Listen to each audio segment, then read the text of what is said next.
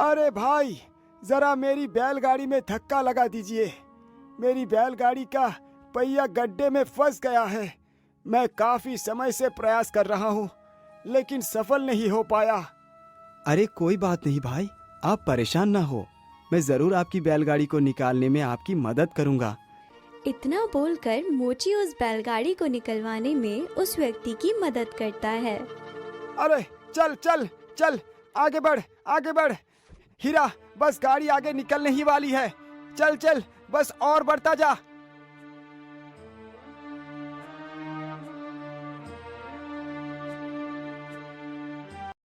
भैया, आपका बहुत बहुत धन्यवाद। यदि आप मेरी मदद नहीं करते तो शायद आज मैं अपनी गाड़ी को इस गड्ढे से नहीं निकाल पाता। अरे कोई बात नहीं भाई, एक इंसान ही तो दूसरे इंसान के काम आता है। इतना बोलकर वह मोची बाजार की ओर चला जाता है।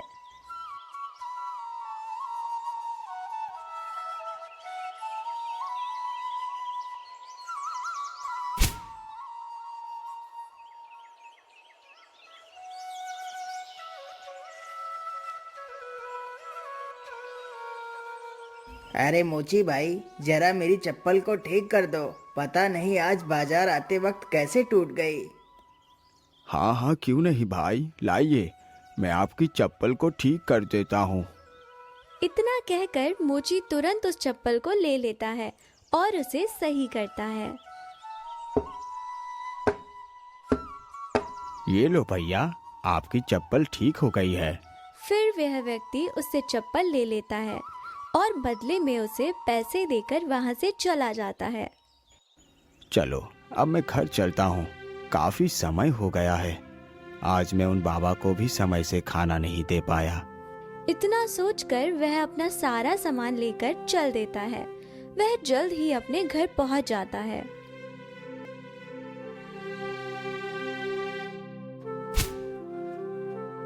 चलो, अब मैं जल्दी से खाना लेकर उन बाबा के पास चलता हूँ। मोची जल्द ही एक थाली में खाना लेकर चल देता है।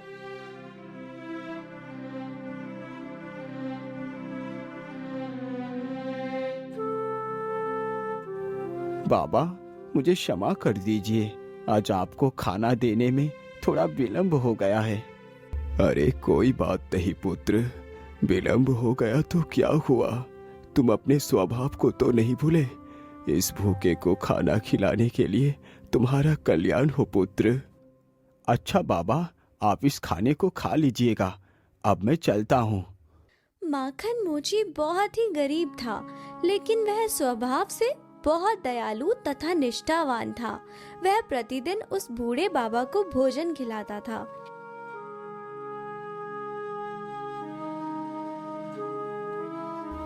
हे भगवान, आज तो उन बाबा को खाना खिलाने के बाद मेरे लिए तो भोजन ही नहीं बचा। मैं अपने जीवन में अच्छे कर्म करना चाहता हूँ, दुखियों की मदद करना चाहता हूँ, भूखों को खाना खिलाना चाहता हूँ, परंतु मेरे पास तो खुद के खाने के लिए कुछ नहीं है।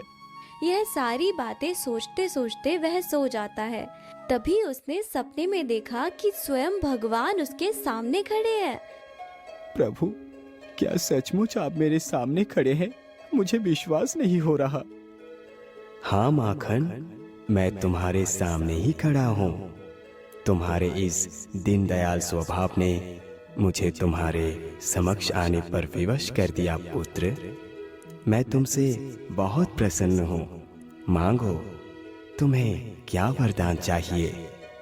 प्रभु, मुझे कोई वरदान नहीं चाहिए। मैं तो बस इतना चाहता हूँ कि मेरे पास इतने सारे पैसे हो जाए कि मैं दीन दुखिया की सहायता कर सकूं।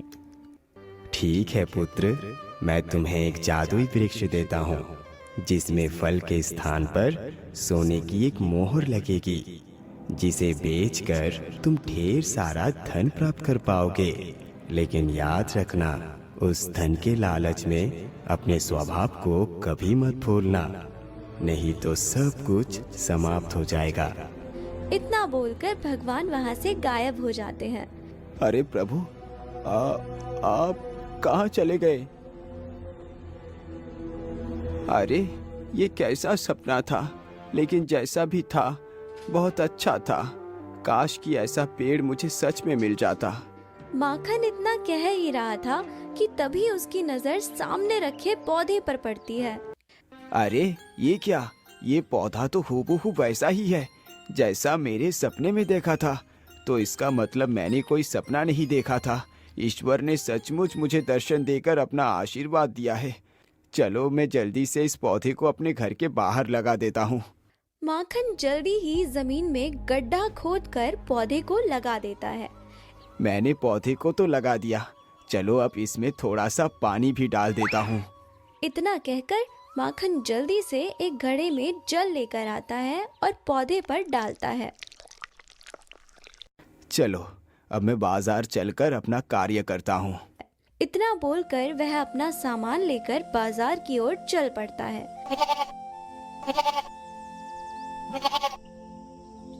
अरे बाप रे बाप, ये बकरी मेरे पौधे के पास कहाँ से आ गई? ये तो मेरे पौधे को खा जाएगी। अरे रुक जा बकरी, तू इस पौधे को मत खा। भाग भाग यहाँ से, भाग जा। इतना कहकर वह बकरी की तरफ भागता है तो बकरी भी उसे अपनी तरफ आते देख वहाँ से भाग जाती है। हे भगवान, मेरा पौधा बाल बाल बच गया। यदि मैं यहाँ पर ना होकर अपने काम पर होता तो आज ये पौधा वो बकरी खा जाती। अब मैं क्या करूँ, इस पौधे को कैसे बचाऊं? मैं हर समय तो यहाँ पर बैठा नहीं रह सकता। क्या करूँ क्या करूँ? मैं ऐसा करता हूँ, जंगल से कांटों वाली कुछ लकड़ियाँ काट कर ले आता हूँ और अपने पौधे के आसपास लगा देता हूँ। इससे मेरा पौधा सुरक्षित रहेगा। इतना सोचकर माखन कुल्हाड़ी लेकर जंगल की तरफ निकल पड़ता है। चलते चलते वह एक बबूल के पेड़ के पास पहुंचता है।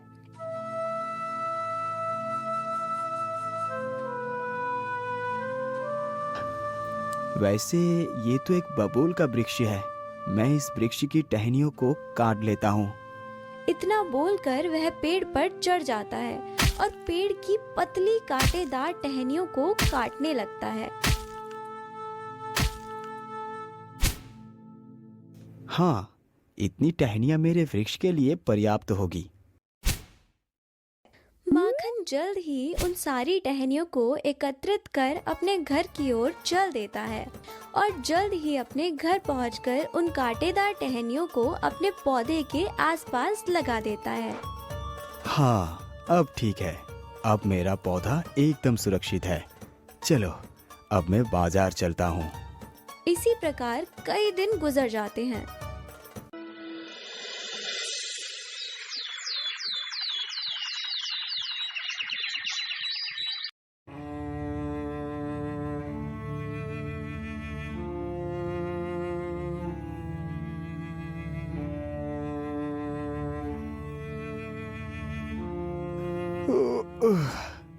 सुबह तो हो गई। चलो अब जल्दी से अपने पौधे को पानी दे देता हूँ। इतना बोल माखन घड़े में पानी लेकर बाहर जाता है। अरे वाह वाह वाह, मेरे पौधे में तो सच में एक सोने की मोहर लगी हुई है। अब मैं इसे बेचकर बहुत जल्द ही अमीर हो जाऊंगा। चलो अब मैं इस मोहर को तोड़कर बेचने के लिए चलता हूँ। माखन जल्दी ही उस सोने की मोहर को पौधे से तोड़ लेता है और बेचने के लिए चल पड़ता है।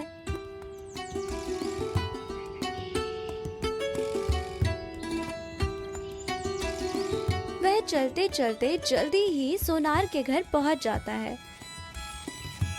अरे माखन, क्या बात है? आज हमारे दुकान में कैसे आना हुआ? अरे कुछ नहीं भैया, मैं इस सोने की मोहर को बेचने आया हूँ। क्या? सोने की मोहर? लेकिन ये सोने की मोहर तुम कहाँ से लाए? हे भगवान, अब मैं इसे क्या बताऊं? यदि मैंने अपने पेड़ का जिक्र किया तो ठीक नहीं होगा। अरे माखन भाई, तुम कहाँ खो गए? अरे कहीं नहीं भाई, कहीं नहीं। ये मोहर मुझे आज जंगल में पड़ी हुई मिली थी। आप इसे जल्दी से खरीद लीजिए, मुझे अपने काम के लिए भी जाना है। फिर सोनार सोने की मोहर को ले लेता है और बदले में उसे ढेर सारा पैसा दे देता है।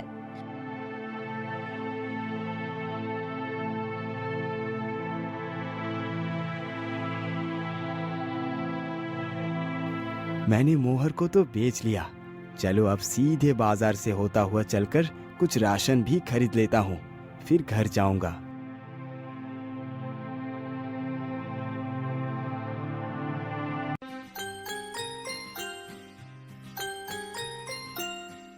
अरे भाई, ये टोकरी कितने पैसे में दे रहे हो? भैया ये टोकरी 1 रुपए की है। ठीक है भाई, ये लीजिए 1 रुपए और मुझे ये टोकरी दे दीजिए। माखन वह टोकरी लेकर आगे बढ़ता है। भैया जरा 2 किलो आलू दे दीजिए।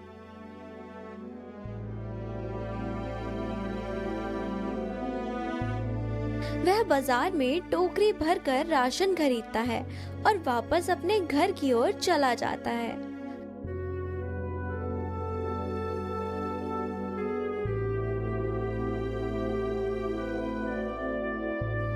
वाह वाह वाह, अब तो मुझे मोचीगिरी करने की कोई आवश्यकता नहीं। अब तो सिर्फ पेड़ से सोने की मोहर तोड़कर सोनार को बेचनी है, फिर सब पैसा ही पैसा होगा।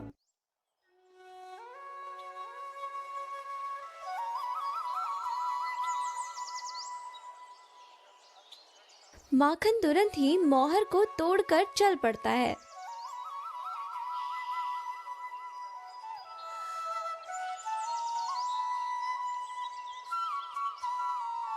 आज मैं इस मोहर को लेकर उस सोनार को नहीं बेचूंगा। आज मैं इस मोहर को शहर जाकर बेचूंगा। कहीं आज भी वो इस मोहर के बारे में पूछने लगा तो मैं क्या उत्तर दूंगा? इस प्रकार सभी को मेरे पेड़ के बारे में पता लग जाएगा।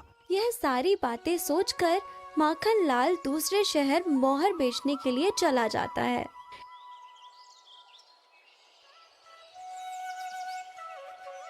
अरे ये क्या? माखन के घर में तो ताला लगा हुआ है। आखिर वो कहाँ जा सकता है? पता नहीं माखन किस परिस्थितियों से गुजर रहा है। इतना बोलकर वह बूढ़ा व्यक्ति वहां से चला जाता है। 1 वर्ष में ही माखन बहुत बड़ा आदमी बन जाता है। उसके पास अच्छा मकान, रहन सहन का तरीका, सब कुछ बदल जाता है। आज तो मुझे शहर जाने के लिए कितनी देर हो गई है। चलो जल्दी से चलता हूँ। इतना बोलकर वह अपने घोड़े पर सवार होकर निकल पड़ता है। चलते चलते वह एक जंगल से निकलता है।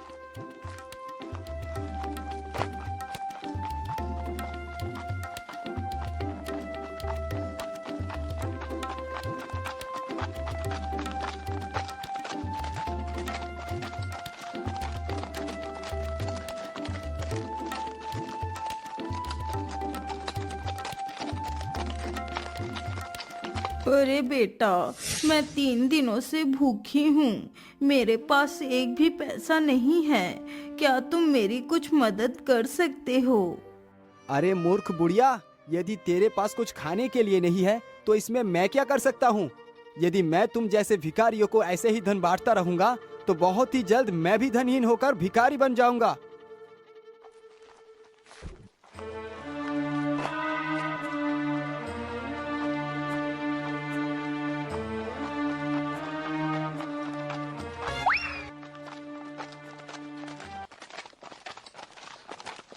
अरे रुक जा युवक, तू इतना बन ठन कर कहाँ जा रहा है? अरे रे, अरे बाप, ये भगवान, ये डाकू कहाँ से आ गया? अरे मूर्ख, मैंने तुझसे पूछा तू कौन है और कहाँ जा रहा है? तू चुपचाप बुत बना क्यों खड़ा है? अरे भाई, मेरा नाम माखन है और मैं शहर जा रहा हूँ। अरे वाह, नाम तो बड़ा अच्छा है, माखन। सुनो बेटा माखन, तुम्हारे पास जितना भी धन है चुपचाप निकाल कर हमें दे दो, नहीं तो आज हम तुम्हें माखन समझकर ही खा जाएंगे। ठीक है डाकू, आप मेरा सब कुछ ले लीजिए, लेकिन मुझे कुछ मत कीजिए। हाँ हाँ, जल्दी निकाल जो भी है तेरे पास, नहीं तो हम अपना हथियार निकाल लेंगे। नहीं डाकू भाई, इसकी आवश्यकता नहीं पड़ेगी। ये लीजिए मेरा सारा धन, इसमें 10 सोने की मोहरें हैं। इतना कहकर माखन अपने खजाने की पोटली डाकू को दे देता है। अच्छा डाकू भैया, अब मैं अपने घर वापस जाता हूँ। अरे रुक जा, तू अपना घोड़ा यहीं छोड़ कर जा। हमारे पास सिर्फ एक घोड़ा ही है। मुझे तेरा घोड़ा बहुत अच्छा लगा। हाँ हाँ, रख लीजिए, आप इस घोड़े को रख लीजिए। अच्छा, अब आप मुझे जाने की अनुमति दे। हाँ हाँ ठीक है, अब तुम जा सकते हो। अरे सरदार, मुझे इस युवक का सूट बहुत ही अच्छा लग रहा है। आप इसका सूट भी निकलवा लीजिए ना सरदार। इसे पहनकर मैं अपनी ससुराल जाऊंगा। कपड़े? लेकिन मैं अपने घर क्या नंगा होकर जाऊंगा? अरे तूने सुना नहीं? तेरा सूट इसे पसंद आ गया है। चुपचाप अपना सूट उतार कर दे और अपनी धोती पहन कर ही अपनी इज्जत बचाकर निकल ले यहाँ से। इस प्रकार वह डाकू माखन के कपड़े तक उतरवा लेता है